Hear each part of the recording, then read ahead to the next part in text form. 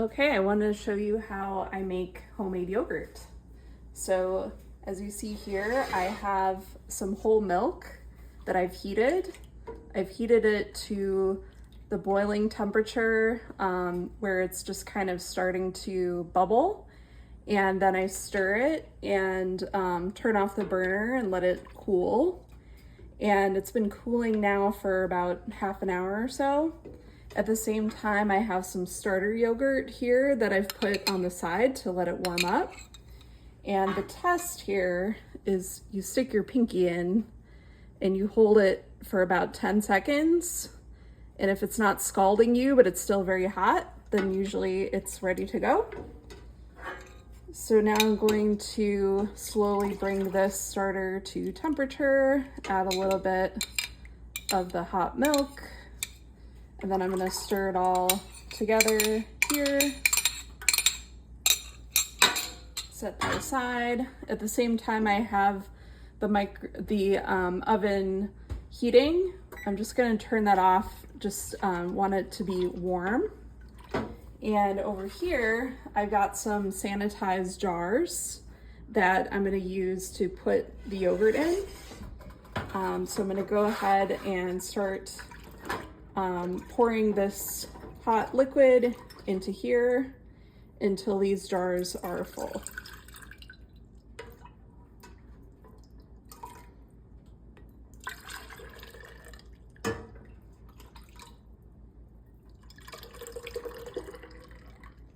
And you can leave a little bit of space on the top as well, just to let it breathe a little.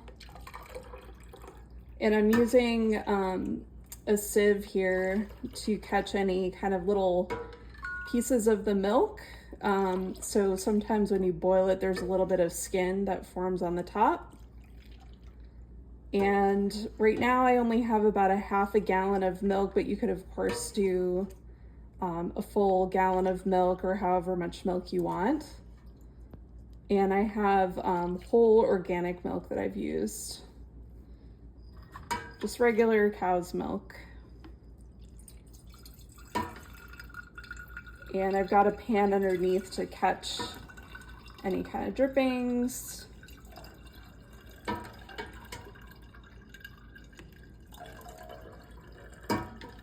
I'm just gonna get that hot milk in each of these.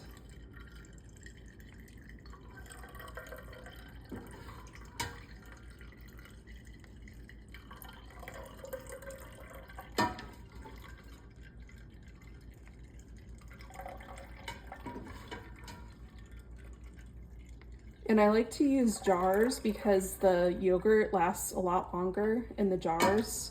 It kind of keeps it sanitary, it keeps all the mold out of it, so it keeps the yogurt a lot longer, up to about a month that you could have the yogurt in there before you open it. After you open it, you want to use it within about a week. Gonna pour the rest.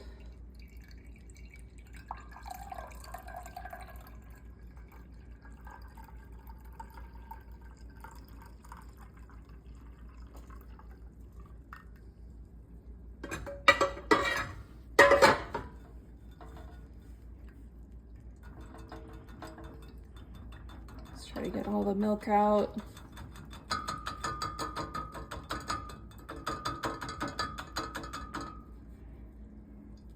That's pretty good. I'm just gonna wipe this clean with a clean paper towel.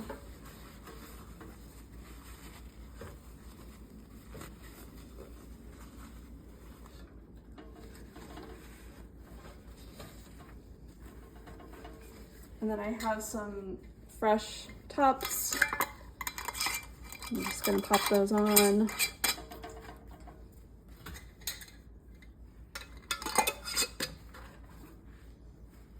And then I'm going to cover it with a couple of towels, and this is going to keep it nice and warm overnight.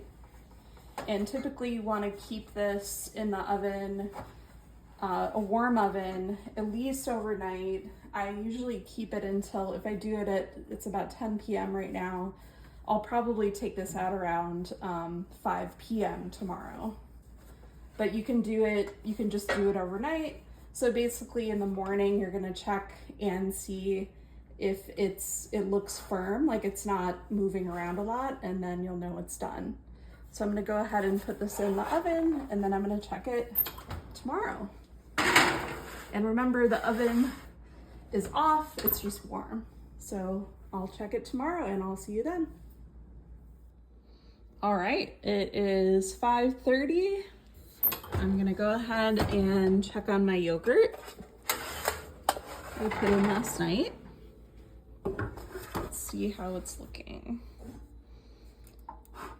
All right, so it looks pretty good. It looks like it's set up. There's a little bit of liquid in there still, but mostly it's solid. So I'm pretty happy with that consistency.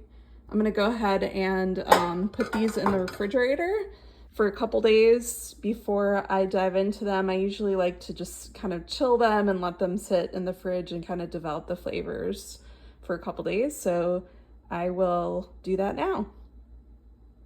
See you later. All right, so now for the moment of truth. I have let this sit in the fridge for a couple days. And let's see if the top is down. It is, so you can hear that little pop. That means that it was sealed. And I'm gonna see how the thickness looks. Ooh, it looks nice and thick. Give that a little taste. Very good. Great flavor, nice and tart, just perfect. Hope you enjoy. Just one more thing to keep in mind.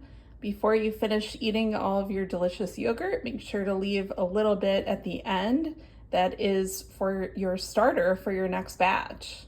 So make sure not to gobble it all up so that you can have a little bit at the end to enjoy and make your next batch. And it just keeps getting better and better every time. Remember not to double dip, just use a clean spoon each time and sample from one side of the jar. That way you can drain out some of the liquid each time. Enjoy.